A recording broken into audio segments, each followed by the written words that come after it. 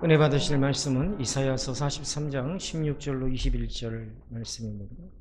이사야서 43장 16절로 21절 말씀 보겠습니다.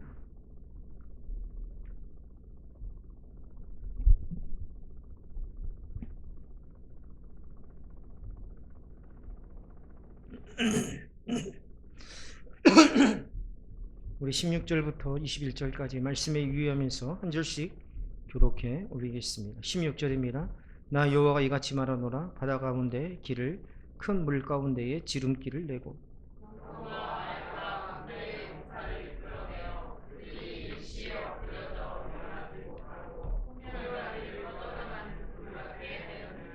너희는 이전 일을 기억하지 말며 옛날 일을 생각하지 말라.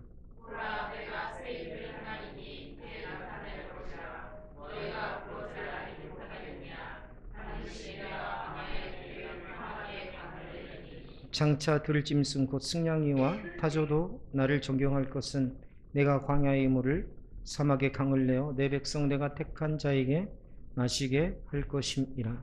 이 백성은 내가 나를 위하여 지었나니 나를 찬송하게 하려 함이니라. 아멘. 주 앞에 감사의 힘을 올려드렸습니다. 주님 늘 지켜주셔서 감사합니다. 주님께 영광 돌립니다. 아멘. 기도합니다.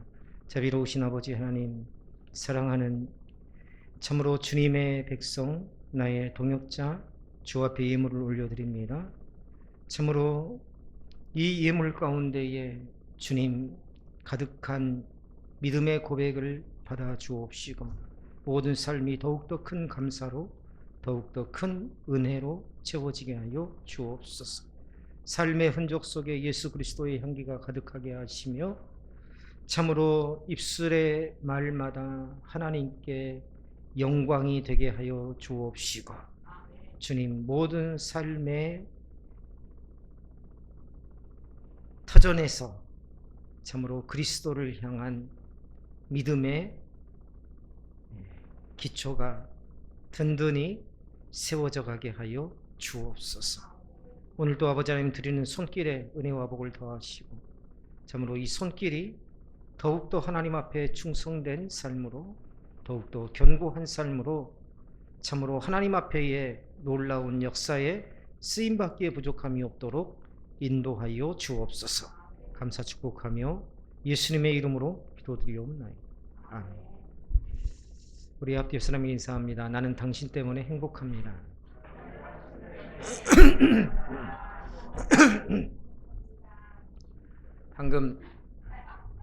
방금 나를 보면서 나는 당신 때문에 행복합니다 라는 사람 얼굴 보셨나요? 진짜 행복한 것 같던가요? 다시 한번 해볼까요? 다시 하면서 그 사람의 얼굴을 한번 똑바로 한번 보세요. 시작. 나는 당신 때문에 행복합니다. 네. 진짜 행복한 것 같아요? 네. 저쪽 가운데 쪽에서만 이야기가 되는 것 같아요. 경제에서는 장부상으로 이익을 내는 기업도 현금이 끊기면 무너질 수 있습니다. 아무리 부동산이 많아도 또 팔아야 할 물건이 있고 받을 돈도 있고 부동산과 설비 투자도 많이 되어 있지만 오늘 직원의 급여를 지급하고 거래처의 대금을 결제할 현금이 없다면 기업은 더 이상 움직일 수 없습니다. 제가 20대 초반에 광주에서 개인으로는 처음으로 매킨토시를 애플 컴퓨터죠. 10대를 당시에는 한 대당 1200만 원 정도 했을 것 같아요. 그리고 지금이야 칼라 프린터가 잉크젯이며 뭐 여러 가지 레이저 프린터도 많이 나오지만 그때 애플 컴퓨터에서 600dpi 레이저 프린터 값이 800만 원이었습니다. 800만 원. 그거 10대 이상을 놓고 레이저 프린터기를 놓고 그걸로 출판 디자인 회사를 차렸었는데 당시에 광주에서는 가장 큰 규모였습니다. 그걸로 광주의 사랑방, 벼룩시장 이런 것들을 편집해서 납품을 했고 또 교육신문, 환경신문 이런 신문들을 편집을 해서 납품을 했고 그런데요 전부 다 돌아온 게 어음이에요. 어음. 6개월 어음, 짧으면 3개월 어음. 심지어 몇만 원도 가계수표로 주는 사람들이 있어요. 당시로 그만큼 어려웠지만, 어려운 시기였지만 현금이 돌지 않으니까 정말 힘들고 어렵더라고요.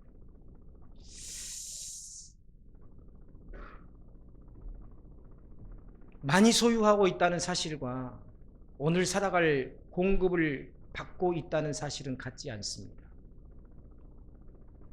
어떤 사람은 엄청난 부자죠. 부동산을 어마어마하게 가지고 있습니다. 그런데 정말 궁색하게 살아요. 어떤 사람은 없지만 정말 어떤 사람이 보면 정말 풍족한 사람처럼, 이 주머니가 마르지 않는 사람처럼 살아가는 사람들이 있습니다. 그래서 많이 소유하고 있다는 것과 오늘 살아갈 것을 공급을 받고 있다는 사실은 전혀 다르다. 바꾸어 말하면 내가 성경 지식을 태산같이 갖고 있다는 것과 내가 오늘을 믿음으로 살아가는 것은 전혀 다른 문제다. 광야의 이스라엘도 그랬습니다. 그들은 애굽에서 뭘 가지고 나왔어요? 금과 은을 가지고 나왔습니다. 광야에서는요, 금 먹을 수 있습니까? 없습니까? 먹을 수 없어요. 은을 끓여서 먹을 수 있습니까? 못 끓여서 먹습니다. 씹어 먹을 수 있습니까? 못 먹습니다. 아무리 많은 재물을 가지고 있어도 하나님께서 만나를 내려주시지 않으면 하루도 살아갈 수 없는 것이 바로 광야의 생활이었습니다. 하나님께서는 만나를 한꺼번에 여러 해 분량으로 주시지 않고요, 날마다 거두게 하셨다. 다시 말하면 여기에 놀라운 하나님의 공급의 원칙이 있습니다. 하나님은 창고에 쌓아둘 양식이 아니라 매일 공급하시는, 다시 말하면 그 물질 자체를 창고에 쌓아둠으로 물질을 의지하게 한 게 아니라 매일 공급하시는 누구를 의지하게 했어요? 하나님을 의지하게 했더라는 것입니다. 이게 광야에서 만나를 주시는 하나님의 그러한 방법입니다. 하나님의 뜻입니다. 우리도 많은 것을 소유하면 안전할 것이라고 생각해요. 여기 가까운 해남에, 해남읍에 있어서 무슨 교회라고 하면 다 압니다. 해남읍에서 아주 유명한 교회, 우리 노회에 속한 교회인데요, 제가 오던 해, 부임하던 해, 그러니까 4년 전부터 그 해남읍의 그 교회 문제로 노회 안에서 고성이 오가며 싸우기를 하더니 이제 작년에서야 그게 마무리가 됐어요. 제가 알기로는 약 한 200명 정도 되는 성도들이 교회를 섬기고 있었습니다. 교회에 분쟁이 나니 화합할 길이 없어요. 분쟁이야 외형적으로는 그 교회 같은 경우는 목사와 장로에서부터 분쟁이 나기 시작했지만, 교회의 분쟁은요, 목사와 장로가 아니라도 어디에서든지 분쟁이 납니다. 왜냐하면 이상한 게 아니에요. 분쟁이 나는 건 이상한 게 아닙니다. 왜냐하면 사람이 모이는 공동체에는 언제든지 분쟁을 안고 있다, 분쟁의 가능성을 안고 있기 때문입니다. 분쟁이 나되 그것이 은혜롭게 마감되느냐, 아니면 분쟁으로 인해서 찢어지고 주저앉느냐의 문제지, 분쟁은 언제나 우리를 삼키려고 도사리고 있더라. 그런데 이 교회가 분쟁이 나니 화합할 길이 없는 겁니다. 왜 그럴까요? 외형적으로는요, 믿음을 이야기하고 하나님의 뜻을 이야기하고, 그런데 이렇게 깊이 들여다보면 교회가 가진 재산을 서로 갖고 싶은 겁니다. 결국 교회는 서로 1층과 2층에서 나누어서 예배 드리다가 얼마 전에 결국은 교회가 재산을 나누어서 합의를 해서 재산을 나누어서 따로따로 교회가 나뉘어졌어요. 그 과정에서 몇 년간 그렇게 했으니 얼마나 지역사회에서 인지도가, 이 인식이 사나워졌겠습니까? 저는요, 지역사회에서 교회의 가장 중요한 부분이 뭐라고 생각합니까? 어떤 분들은 복음이다, 어떤 분들은 진리다, 어떤 분들은 뭐 찬양이다, 어떤 분들은 교회의 건물 외형이다, 어떤 분들은 목사님의 설교다 이야기하지만은요, 그 총합에 그걸 한마디로 말하면 저는 교회는 지역사회에서 이미지라고 봅니다. 이미지. 그 이미지를 지켜나간다는 게 굉장히 어려워요. 나 한 사람 때문에 그 이미지가 완전히 틀어져 버릴 수 있습니다. 이번에 효 요양병원에서 저기 신전교회, 우리 강남교회, 강진샘교회, 뭐 의도적인 건 아니지만 어떻게 한 목사님이 우리 교단에 있는 교회가 들어갑시다 해가지고 추진했던 게 우리 노회, 우리 시찰내 교회, 새 교회 목사들이 돌아가면서 수요일 날 예배 인도를 하게 됐어요. 근데 이게요, 참 기분이 묘한 게 우리가 의도하지 않았는데 경쟁 구도가 될 수 있더라는 겁니다. 그렇잖아요? 같은 지역교회에 같은 교단이에요. 그렇죠? 거기에 보니까 직원들도 참 많더라고요. 제가 가본 요양원 중에 대체로 굉장히 밝아요. 대체로 요양원에 가면 어둡습니다. 쭉 가라앉아 있어요. 근데 다 밝아요. 예배에 한 10분 이상이 어르신들이 참여를 했는데 휠체어를 타고 오시고 기저귀를 차고 휠체어를 타고 오시고 이렇게 오시는데 또 부축해서 오고 하시는데 전부 다 도우미들이 다 한 명씩 한 명씩 부축해가지고 다 앉혀드리고 침 닦아드리고 하는 그런 모습들에 참 가슴이 뭉클하더라고요. 그래서 참 어떻게든지 이분들에게 주님께서 주시는 그 은혜를 끼쳐야 되겠다라는 그러한 사명감이 내 마음속에 불릴 듯 일어났는데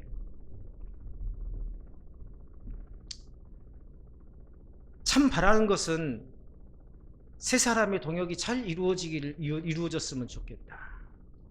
우리가 의도하지 않게 이게 경쟁 구도로 흘러가고 우리가 의도하지 않게 누군가가 평가되고, 왜냐하면 직원들이 있고 또 환자분들이 있잖아요. 그렇죠? 교회 공동체 안에서도 그러더라는 겁니다. 교회 안에서 우리가 모두는 예수를 섬기는 자로서, 한 교회를 섬기는 자로서 우리가 모두 각자의 역할이 있어요. 새끼손가락은 새끼손가락대로, 엄지는 엄지대로 다 역할이 있습니다. 하나님께서 목회자를 세우실 때에 다 각자에게 은사를 주시고 각자의 역량이 있고 각자 쓰임새가 달라요. 바라기는 서로가 비교의 대상이 되지 않고 세 사람이 아름답게 그 요양병원에서 마지막 이별을 준비하는 분들에게 하나님의 나라의 소망을 잘 전해주도록 하기 위해서 함께 아름다운 동역이 되기를 바라는 마음입니다. 잘못하면요 이미지가 사나워질 수 있어요. 제가 가장 마음 쓰는 게 이미지입니다. 이미지. 교회, 강남교회의 이미지. 그래서 저는 어디를 가도요 굉장히 마음을 기울입니다. 말 한마디, 행동 하나하나, 심지어 옷차림까지도 혹시 내가 내 옷차림에 아무렇게나 경박스럽게 입지 않았나. 내 모습이 곧 교회의 모습이거든요. 저는요 해남읍에 있는 그 교회의 분쟁을 보면서 그런 생각을 해봤어요. 만일 교회가 성도의 숫자가 10명 미만이고 교회의 재산도 거의 없는 상태라면 두 목사가 서로 자신이 담임이라고 싸웠을까? 싸웠을까요? 저는 결코 그런 일은 일어나지 않을 것이라고 생각합니다. 결국은요, 200여 명이 넘는 교인들이 그 3년간의 싸움에서 다 나가버리고 교인이 50명으로 줄어들어 버렸어요. 그리고 그 50명에서도 서로 쪼개가지고 이쪽에 20명, 이쪽에 30명 쪼개가지고 결국은 교회를 찢어서, 참 저도 목사지만 목사들 참 독하대요. 양보하지 않아요.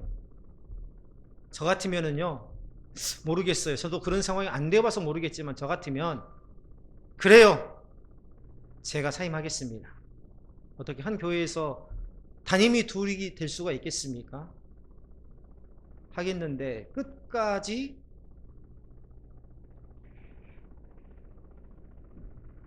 대립하다가 결국은 교회를 갈라버리더라고요.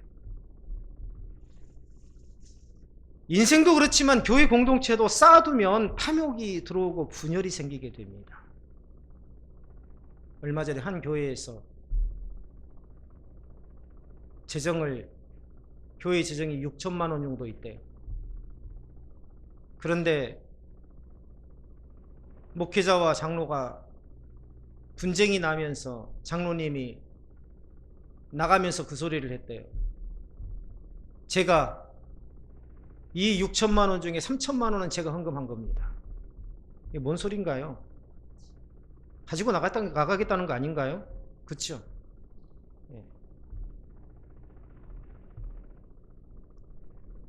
참 사람이 얼마나 악하고 얼마나 어리석고 사람이 얼마나 하나님 무서운지를 모르는지, 이게요, 쌓아두면 탐욕이 들어오고 분열이 생기게 돼 있어요. 탐욕이 있는 곳에 반드시 분쟁이 생깁니다. 우리의 삶도 부동산, 재정 등 통장에 돈이 있고 건강이 있고 사람이 있고 경험이 있으면 괜찮을 것이라고 여깁니다. 그러나 광야는 우리에게 소유가 생명을 보장하는 것이 아니라는 사실을 가르쳐주고 있어요. 이게 광야 학교의 가르침입니다.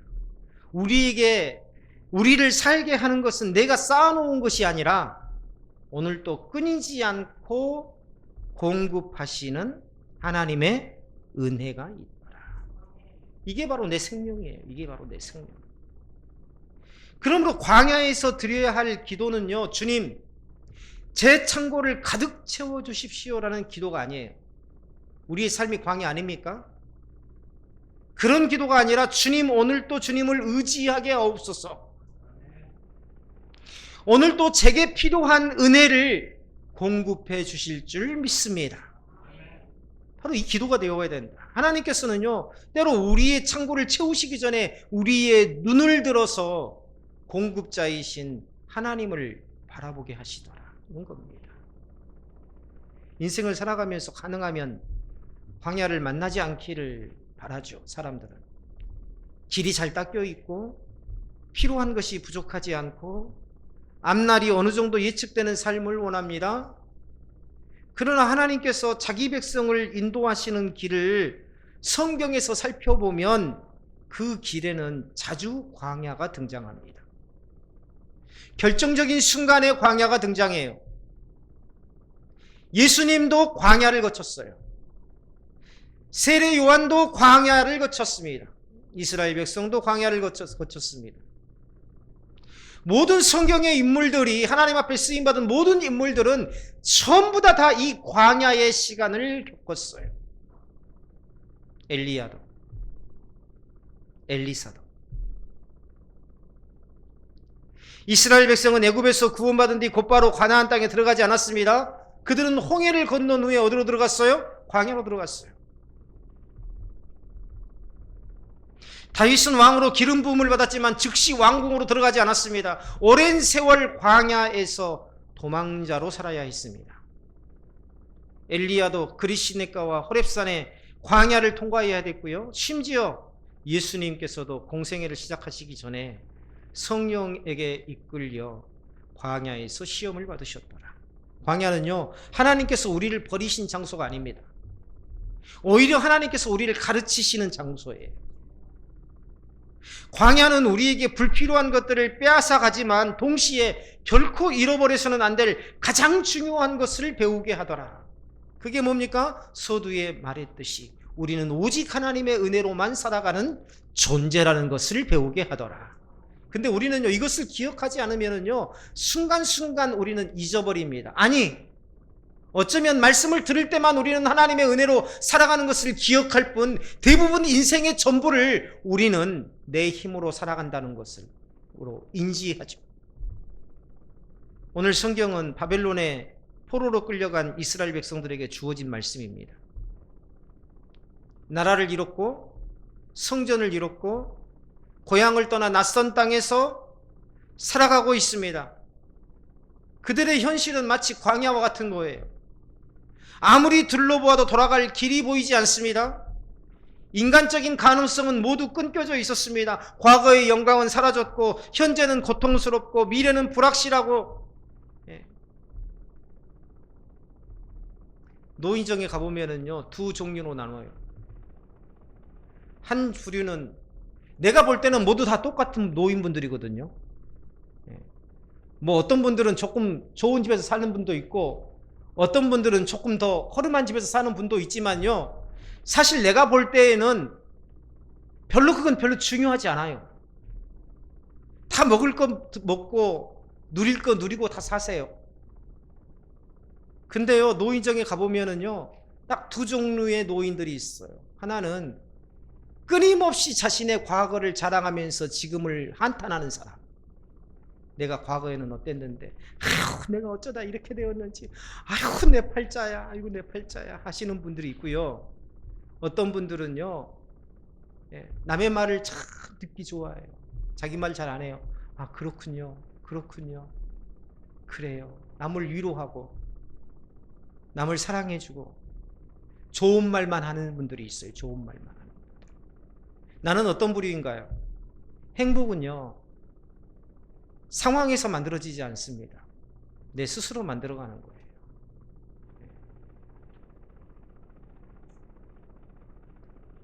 인간적인 가능성은 모두 끊겨 있는 것, 이게 바로 지금 이스라엘의 상황. 오늘 성경에 읽은 그 성경 말씀을 이사야 선지자가 전한 그 말씀을 듣고 있는 이스라엘의 상황. 나 여호와가 이같이 말하노라. 바닷 가운데 길을 큰 물 가운데에 지름길을 내고 병거와 말과 군대의 용사를 이끌어내어 그들이 일시에 엎드려져 일어나지 못하고 소멸하기를 꺼져가는 등불 같게 하였느니라. 자, 어떤 게 생각나나요? 큰 물 가운데 지름길을 냈다. 병거와 말과 군대의 용사들을 이끌어내어 그들이 일시에 엎드려져 일어나지 못하게 했다. 뭘 말하는 건가요? 홍해에서의 사건을 이야기하는 거죠. 하나님께서 과거에 이스라엘 백성들을 위해서 자신에게 어떤 일을 행하셨는지를 말씀하십니다. 자, 이스라엘 백성들 앞에서 홍해가 가로막혀 있었고 뒤에는 애국 군대가 추격해오고 있었고 앞으로 나아갈 수도 없고 뒤로 물러갈 수도 없는 절망적인 상황. 홍해는요, 절망적인 상황을 이야기합니다. 절망적인 상황. 그러나 바로 그때에 하나님께서 바다 가운데로 길을 내셨더라. 이스라엘이 길을 발견한 것이 아닙니다. 이스라엘이 바다를 가른 것도 아닙니다. 이스라엘이 한 것은 뭐예요? 원망과 불평밖에 없었어요. 그런데 누가 하셨습니까? 하나님께서 길이 없던 곳에 길을 내셨습니다. 제2차 세계대전이 한창이던 1940년 영국과 프랑스의 수십만 연합군 병사들이 프랑스 북부 덩케르트 해안에 고립되어 있었습니다. 뒤에는 독일군들이 포위망을 좁혀오고 있었고 앞에는 넓은 바다가 가로막혀 있었습니다. 싸워서 이길 가능성도 없었어요. 후퇴하고 있었습니다. 육지를 통해 빠져나갈 길도 없었습니다. 이미 다 포위당했기 때문에. 지금 수십만의 군사들이 덩케르트 그 해변에 다 모여 있는 거예요. 공중에서는 독일군 폭격기가 계속 왔다 갔다 하면서 폭탄을 던지고 기관총으로 난사를 하고, 그들에게 덩케르트 해안은 말 그대로 막다른 광야였죠. 그러나 그때 뜻밖의 길이 바다에 열립니다. 군함만으로는 병사들을 모두 구할 수 없었기 때문에 영국 해협을 건널 수 있는 민간의 작은 어선들이 이 구조 작업에 동참한 거예요. 그래서 수백 수천 척의 조그마한 어선들이, 동력이 있는 어선들이라면 모두 그 위험을 무릅쓰고 죽음을 무릅쓰고 바다를 건너와서 덩케르트 해변에 배를 대고 군인들을 실어서 영국으로 이송하게 됩니다. 그렇게 무려 33만 명이 넘는 병사들이 죽음의 해안에서 살아 돌아올 수 있었습니다. 이 덩케르트 전투에서 거둔 것은 화려한 승리가 아니죠. 그렇죠? 후퇴하다 그 해안에서 죽은 사람들도 참 많습니다. 배가 침몰해서 빠져 죽은 것도 있었습니다. 병사들은요, 많은 무기와 장비를 버리고 후퇴해야 됐습니다. 그러나 그 후퇴로 끝이 아니었다는 거죠. 그때 살아 돌아온 수십만 명의 병사들이 다시 훗날 다시 재무장을 하고 군대가 되어서, 강한 군대가 되어서 독일 군들을 무찌르는 그러한 승리를 가져왔더라. 믿음이라는 것은 내가 기대하는 방식으로 반드시 승리할 것이라고 확신하는 것이 아닙니다. 그렇죠. 우리는 어떤 것들을 계획하면서 반드시 이대로 되기를 원합니다. 주님, 이대로 되게 하여 주옵소서. 모든 길이 막힌 순간에도 하나님께서는 아직 내가 알지 못하는 길이 있다는 사실을 믿는 것이 바로 믿음입니다. 나는 알지 못하지만 하나님께서 나를 인도하실 줄로 믿습니다. 우리가 보지 못할 뿐 하나님께서는 이미 광야의 길을 내시고 사막에 강을 흐르게 하시고 바닷 가운데에 구원의 배를 보내고 계실 수 있습니다. 구원은 누구로부터 시작돼요? 하나님으로부터 시작되는 거예요. 죄인은 자기 힘으로 자신을 구원할 수 없습니다. 죽은 자가 스스로 살아날 수 없듯이 죄와 허물로 죽은 인간은 자기 의지와 노력으로 하나님께 나아갈 수 없었습니다. 하나님께서 먼저 찾아오셔야 해요. 하나님께서 먼저 부르셔야 합니다. 하나님께서는 바닷 가운데 길을 내셨습니다. 그리고 마침내 독생자 예수 그리스도를 보내셔서 죄와 사망의 바다를 건너는 새롭고 산 길을 열어주셨어요. 사람이 생각하지 못한 그런 길을 열어주셨습니다. 유일한 길. 그 홍해의 바닷길로 누구만 건넜습니까? 하나님의 백성들만 건넜어요. 그러므로 광야에서 우리가 가장 먼저 기억해야 될 것은 하나님께서 과거에 나를 어떻게 구원하셨는가 하는 것입니다. 현재의 어려움이 크다고 해서 하나님의 구원이 작아지는 게 아니에요. 지금 길이 보이지 않는다고 해서 하나님께 길이 없는 게 아닙니다. 홍해를 가르신 하나님 지금도 살아계십니다. 우리를 죄에서 건져내신 하나님께서 우리의 삶의 광야에서도 여전히 일하고 계시더라. 그런데 하나님께서는 이어서 놀라운 말씀을 하십니다. 보세요. 너희는 이전 일을 기억하지 말고 옛날 일을 생각하지 말래요. 자, 아까 앞에서는 누가 먼저 옛날 일을 이야기했습니까? 하나님이 옛날 이야기 먼저 이야기해놓고 이제 와가지고 너희는 옛날 일을 기억하지 말고 옛날 일을 생각하지 말래요. 그러면 하나님이 먼저 이야기하시지를 말든지. 이제는 이전 일을 기억하지 말라고 하십니다. 이건요, 우리가 아는 것처럼 과거의 은혜를 잊으라는 뜻이 아니에요. 성경은 끊임없이 하나님의 은혜를 기억하라고 가르칩니다. 여기에서 기억하지 말라는 것은요, 과거의 경험 속에 하나님을 가두지 말라는 거예요. 다시 말하면 우리가 성경을 읽을 때 이건 뭐 그때 성경 옛날에나 있을 법한 일이지 뭐 지금 나한테 그런 일이 일어나겠어? 이게 과거의 하나님을 가두는 겁니다. 과거의 기억 속에 하나님을 가두는 겁니다. 아무개 권사님이 아파가지고 누워있는데 기도해가지고 나았더라. 그건 그 권사님이 예전에 그랬던 거고 뭐 나한테 그런 일이 일어나겠어? 이게 과거의 하나님을 과거에 가두는 거예요. 하나님께서 이전에 그렇게 일하셨다고 해서 또 한편으로는 앞으로도 반드시 똑같은 방식으로만 일하실 것이라고 생각하지 말라는 거예요. 젊은 목회자들이 시골에 안 온 이유가 뭔지 아세요? 이 시골교회 안에 만연해 있는 패배주의입니다. 안 오려고 하는 거예요. 왜냐하면 건물은 좋게 할 수 있어요. 재정만 있으면. 누군가 후원하고 누군가 헌금을 왕창 내면 건물은 하루아침에 좋아질 수 있어요. 그런데요, 시골 사람들의 그 머릿속에 박혀있는, 삶 속에 박혀있는 그 패배주의는 몇 년이 가도 뿌리 뽑지 못합니다. 내가 해봤는데 그건 안 돼요. 여기는요, 사람이 없어서 안 돼요.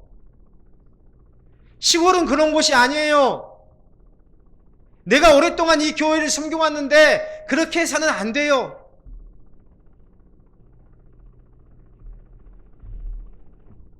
목회는 사람을 세우는 거예요. 목회자의 목적을 이루어가는 게 목회가 아닙니다. 목회자의 목적을 향해서 달려가다 보면은요, 사람이 희생이 돼요. 목회의 본질은 목회자가 목회자의 목적을 이루어가는 게 목회가 아니라 사람을 세워가는 게 목회입니다. 근데 그 과정이 너무 힘든 거예요. 오랫동안 바리새인들이 그랬잖아요. 자기가 옳다는데 자기가 옳다라는 그 생각이 너무 강하다 보니까 어떻게 해요? 다른 것은 배척하는 거예요. 우리는요, 종종 과거의 은혜를 믿음의 자산으로 삼지 않고 오히려 하나님의 새로운 역사를 제안하는 틀로 삼을 때가 있습니다. 그 역사는 그 교회에서나 가능한 일이지 어떻게 이 강진의 이 작은 교회에서 가능하기라 하겠어? 예전에 그렇게 은혜를 받았으니 이번에도 반드시 같은 방식으로 역사해야 된다? 아니에요. 이번의 역사는 또 다를 수 있습니다. 내가 예전에 했던 그 방법대로 했는데 안 됐어요. 그래서 지금 누군가가 그 방법대로 하면 여전히 안 될까요? 아닙니다. 하나님은요, 모든 일을 행하시는 주권은 누구에게 있습니까? 하나님께 있는 거예요. 우리는 하나님을 믿잖아요. 우리가 붙들어야 될 것은요, 기억하십시오. 하나님의 방법이 아니라 하나님의 성품이에요. 하나님이 그 사람에게 그렇게 역사하셨으니 나한테도 그렇게 역사하실 것이다. 이건 뭘 믿는 거예요? 뭘 붙드는 거예요? 하나님의 방법을 붙드는 거예요. 정말 평생 동안 악한 일만 하다가 어느 날 집회 가가지고 어떤 부흥사 목사님이 이마에다가 손을 한번 탁 냈더니 갑자기 그냥 정신 잃고 쓰러져가지고 탁 일어났는데 모든 병이 다 치유돼 버렸어요. 이야, 나도 그렇게 치유받을 수 있다. 달려갔는데 나한테는 아무런 일이 안 일어날 수 있더라. 하나님의 방식은요, 사람마다 상황마다 하나님은 다 다르게 역사하시죠. 중요한 건 뭐예요? 우리가 붙들어야 될 것은 방식이 아니라 하나님의 성품이다. 신실하신 하나님, 변치 않으시는 하나님, 반드시 그 주신 약속을 실상으로 이루시는 그 하나님의 성품을 우리는 붙들어야 되더라. 그래서 하나님께서 말씀하시죠. 보라, 내가 새 일을 행하리니 이제 나타날 것이라. 내가 그것을 알지 못하겠느니라. 여기서 가장 중요한 주어는 뭡니까? 내가예요. 내가. 새 일을 계획하시는 분도 하나님이시고, 새 일을 시작하시는 분도 하나님이시고, 새 일을 완성하시는 분도 하나님이시고, 이스라엘의 회복은 이스라엘의 능력에서 시작되지 않습니다. 포로 생활에 지친 백성들이 힘을 모아 스스로 바벨론을 무너뜨리는 것이 아닙니다. 하나님께서 친히 구원의 역사를 시작하셨잖아요. 우리의 신앙생활도 가장 위험한 순간은 모든 것을 내가 해야 한다고 생각할 때입니다. 내가 가정을 지켜야 하고, 내가 교회를 세워야 되고, 내가 문제를 해결해야 되고, 내가 미래를 준비해야 된다고 생각합니다. 물론 하나님께서 우리에게 책임을 맡기시고 순종을 요구하세요. 그러나 순종과 주권은 다릅니다. 우리는 순종하는 사람이지 우리는 역사의 주인이 아니에요. 우리는 이 교회에서 부름받아서 순종하는 사람이지 이 교회의 주인이 아니라는 겁니다. 우리는 씨를 뿌리고 물을 줄 수는 있지만 자라게 하시는 분은 하나님이시라는 거예요. 이번에 빛과 소금교회 예배를 드리며 크게 눈에 띈 점이 두 가지가 있었어요. 하나는 강요되지 않는 예배. 누군가에 의해서 인도되는 예배가 아니라 모두가 함께 나아가는 예배. 철저히 기획되어졌어요. 조명, 음향, PPT, 스위치 올리고 내리는 사람, 심지어 큐시트에 보니까 스위처라고 해가지고 스위치를 올렸다 내렸다 하는 사람들에 따라서 광고 영상, 내가 보니까요 그 주일 오전 예배를 섬기기 위해서 몇 명이 사역을 하고 있냐면 약 30명 정도가 사역을 하고 있더라고요. 그 30명이 일사불란하게 그 예배를 움직이고 있는 겁니다. 혹시 가셨던 분들 그거 느끼셨어요? 가신 분들 중에 느끼신 분도 있겠지만 저는 그걸 확실하게 느꼈습니다. 어떻게 30명이 넘는 사람들이 이렇게 한 마음으로 일사불란하게 예배를 마치 물 흐르듯 진행시킬 수 있을까? 그냥 여러 번 하다 보면 익숙해지니까요? 아니에요. 토요일 날 모여서요 엄청나게 몇 번씩 리허설을 한대요. 끊임없이 주중에 소통을 하면서, 서로 소통을 하면서, 예배팀장과 소통을 하면서, 예배팀장님이 남자 젊은 집사님이시더라고. 서리 집사님이세요. 내가 물어봤어요. 섬기시는 분들 중에 권사님도 있고 연세 드신 분들도 있을 건데 소통이 잘 됩니까? 네. 우리는 직분 위주가 아니라 우리는 맡겨진 사역을 중심으로 움직입니다. 제가 예배를 드리면서요 눈물이 왈칵 쏟아지려고 했어요. 그 예배의 분위기에 취한 게 아니라 이러한 예배를 세우기까지 이 목사님이 얼마나 많은 고뇌와 많은 어려움을 겪으며 여기까지 왔을까. 그 목사님의 삶이, 내가 그 목사님의 삶을 다 모릅니다. 근데 그 목사님의 삶이 마치 내 마음에 느껴지면서 정말 마음이 울컥했어요. 야, 사람을 이렇게 세우기까지 얼마나 많은 어려움과 많은 눈물이 있었을까. 굳이 누군가를 의식할 필요도 없고 누가 찬양을 부르라거나 기도하라고 안내하지도 않습니다. 그저 예배가 하나의 덩어리가 되어서 어디론가 흘러가는 듯한 느낌.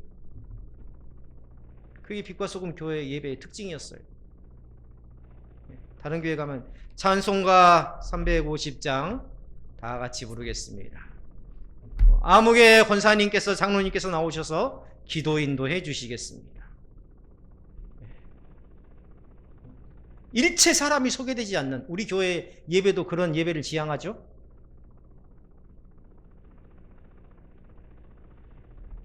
두 번째는요, 첫 번째는 강요되지 않는 예배, 두 번째는 점유되지 않는 강단.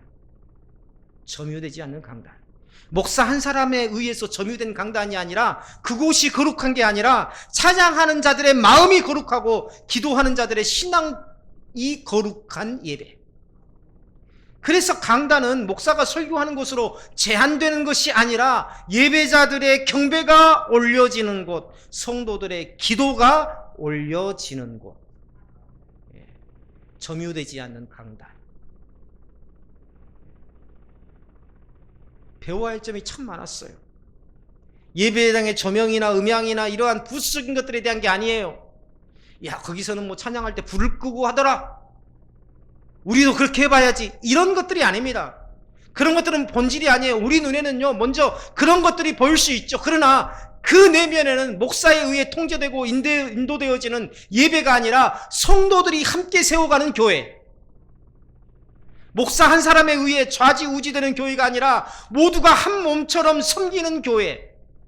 내 개인적인 시간이 바쁘지만 그래도 하라고 하니 감당하는 사역이 아니라 정말 감사가 넘치고 기쁨이 넘치는 사역을 감당하는 교회. 이게 저절로 이루어졌을까요? 큰 교회가 되면 이게 저절로 이루어지는 건가요? 절대 그렇지 않습니다. 절대 그렇지 않아요. 무려 35년간이에요. 무려 35년간 한 목사님이 개척을 해서 한 목사님이 목회를 하고 거기에서 원로 목사로 은퇴를 했어요. 이건요, 우리가 생각하는 것 이상의 영향력이 있습니다. 그런데요, 그 교회는요, 전혀 흔들림이 없어요. 왜요? 시스템이 목사 중심이 아니라 이미 그렇게 만들어 놓았기 때문에. 우리 교회가 만들려고 하는 게 바로 그겁니다.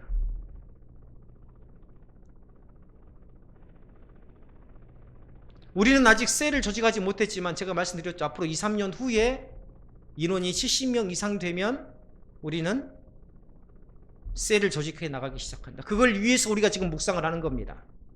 그걸 하기 위해서 지금 묵상을 하는 거예요. 성경 묵상을 하는 거예요. 왜냐하면 셀장들이 가르쳐야 되니까. 목사가 가르치는 게 아니라 셀장들이 셀 모임에서 말씀을 가르쳐야 되고 증거해야 되니까. 근데 묵상이 안 돼요. 묵상이 안 되고 안 합니다. 그리고 팀 사역이에요. 빛과 소금. 우리하고 똑같잖아요. 정정도 목사님이 그래 놀래요. 어떻게 내가 생각했던 목회 방향하고 안 목사가 똑같이 이렇게 할 수 있나?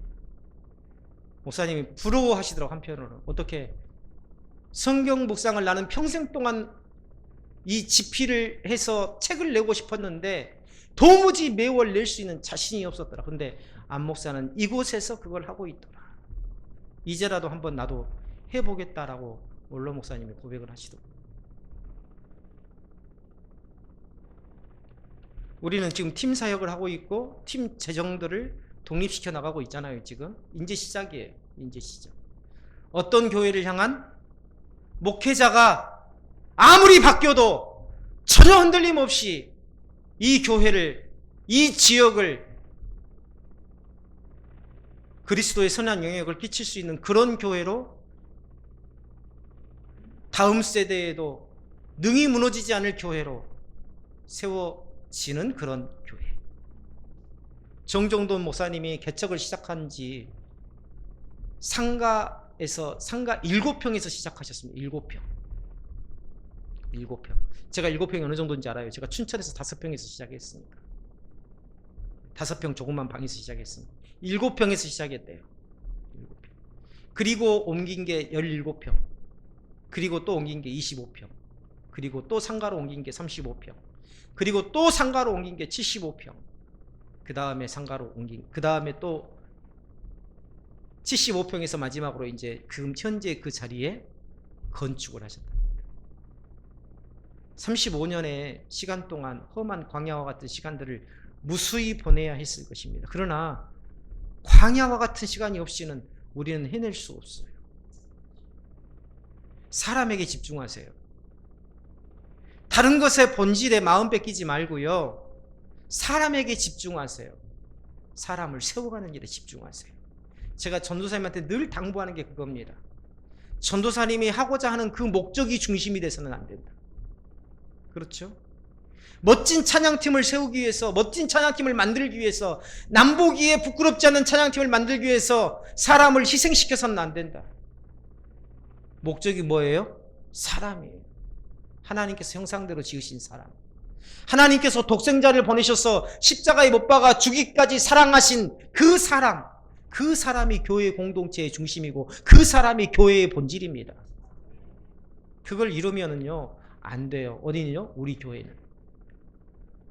다른 교회는 모르겠어요. 그런데 우리 교회는 그렇게 하지 않으셨으면 좋겠습니다. 어떤 일 때문에 사람을 평가하고, 어떤 일 때문에 사람을 정죄하고, 어떤 일 때문에 소리를 내고, 어떤 일 때문에 미워하고, 그러지 않았으면 좋겠어요. 광야는 바로 이 사실을 배우는 학교입니다.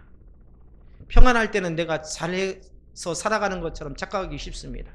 건강할 때는 내 몸이 본래 강한 줄 알고, 일이 잘 될 때는 내 판단이 지혜로운 줄 알고, 사람이 모일 때는 내 능력이 뛰어난 줄 압니다. 그러나 광야에 들어가면 우리의 한계가 드러나요.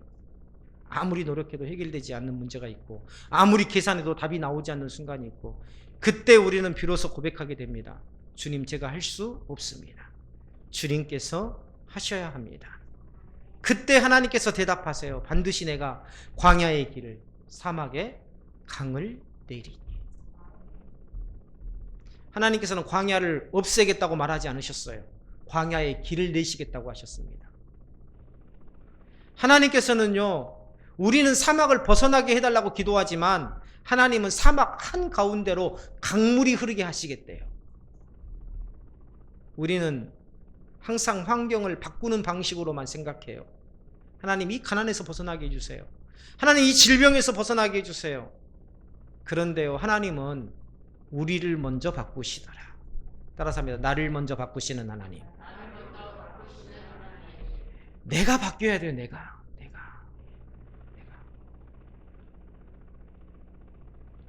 사도 바울은 육체의 가시가 떠나기를 3번이나 강구했습니다. 그러나 하나님께서는 가시를 제거하는 대신에 사도 바울에게 뭐라고 했어요? 내 은혜가 내게 족하다. 말씀을 맺겠습니다. 나는 나의 힘으로 사는 존재가 아니라 하나님의 은혜로 사는 존재라는 사실. 나의 인생은 나를 위한 것이 아니라 하나님을 찬송하기 위한 것이라는 사실. 광야에서도 길을 내시고 사막에서도 강을 내시는 하나님을 바라보며 오늘도 믿음으로 한 걸음씩 걸어가는 우리 모두가 되시기를 주님의 이름으로 축원합니다. 기도합니다. 자비로우신 아버지 하나님, 하나님께서 우리를 광야에 두신 곳은 그곳에서 죽게 하려는 것이 아니라 가나안을 향해 걷게 하시기 위함이었습니다. 주님, 오늘 우리에게 닥친 여러 가지 문제, 마음의 무거움, 때로는 두려움, 때로는 막막함, 이 모든 것들이 하나님께서 나를 사용하시려고 하나님의 역사 가운데로 인도하시려는 하나님의 손길인 줄 믿습니다.